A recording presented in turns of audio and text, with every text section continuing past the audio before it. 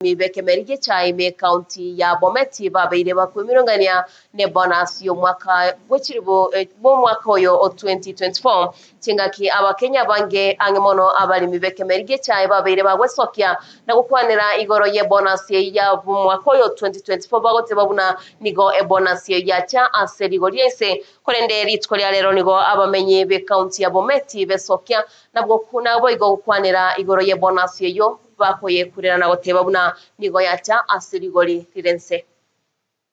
He, as I'm talking, has a debt of about 5 billion, which was supposed to be subsidized by the government. Yes.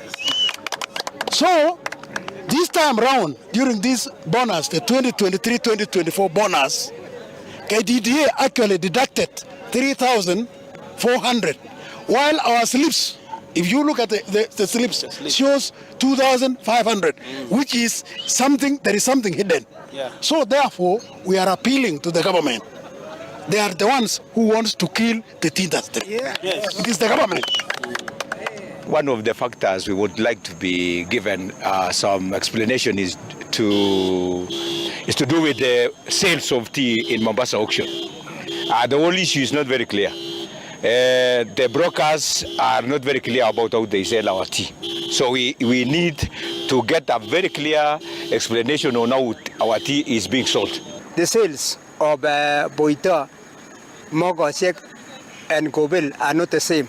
That is why we are getting low bonus. So my advice to the directors is for us to get a good bonus. They must actually accept that we separate from all the group of Mogosek factories be separated immediately.